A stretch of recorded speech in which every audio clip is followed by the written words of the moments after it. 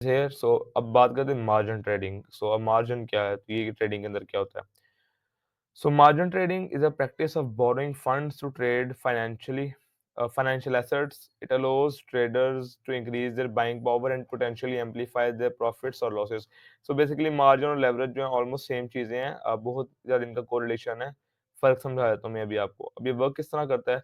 Trader margin account खोलता है broker के साथ, एक्सचेंज के साथ। एक सर्टेन अमाउंट वो डिपॉजिट करता है कैश के अंदर या किसी और लिक्विड एसेट्स के अंदर। हम फॉरेक्स ट्रेडिंग के अंदर हम कैश ऑब्वियसली डिपॉजिट कर रहे होंगे, और जो द ब्रोकर है वो हमें प्रोवाइड करेगा एडिशनल फंड्स को, ताकि हम लार्जर पोजीशंस को ट्रेड कर सकें। ये बेसिकली एक मार्जिन ट्रेडिंग का ओवरव्यू था। अभी आगे एग्जांपल के साथ आपको ज़्यादा समझ आएगी। अभी देख लेते हैं कि बेसिकली 2 टाइप्स के मार्जिन होते हैं, 2-3 टाइप्स के। इनिशियली स्टार्ट करते हैं कि जब हम ट्रेड लेते हैं तो हम शुरू में हमारे पास 2 मार्जिन आते हैं। एक होता है इनिशियल मार्जिन, एक होता है मेंटेनेंस मार्जिन।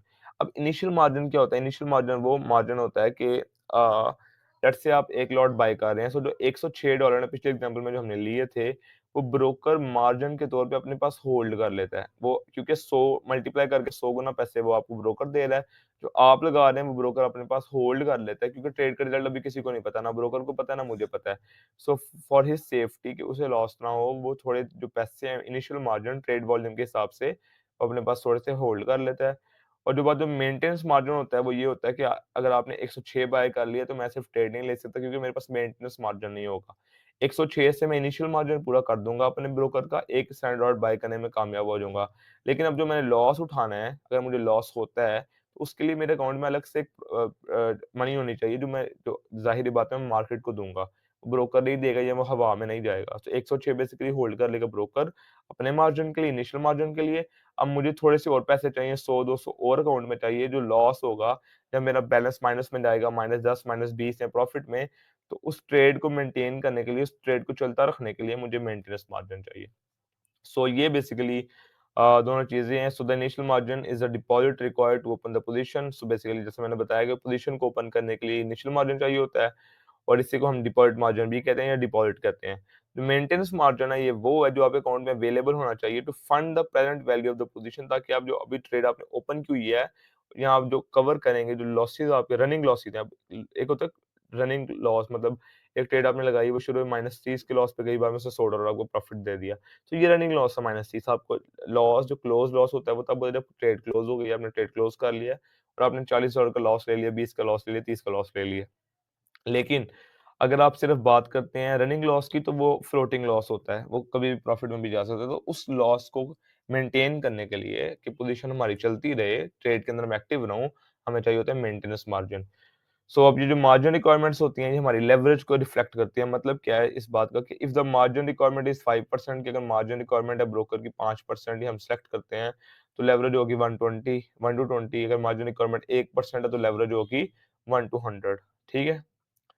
अब यहाँ पे मैं एक एग्जांपल देने लगा हूँ ताकि आप लोगों को दोबारा अगेन बेहतर समझ आ सके। विदाउट मार्जिन ट्रेडिंग मेरा जो अकाउंट का बैलेंस था वो था, लेट्स से $1000 मैं डिपॉज़िट करता हूँ, और जो करंट प्राइस मैं उस दिन की ली हुई है, उस हिसाब से मैं बाय कर सकता हूँ $1000 से। अगर मैं ट्रेड वही लेता हूँ यूरो यूएसडी के ऊपर, तो मैं बाय कर सकूँगा बेसिकली सिर्फ €940।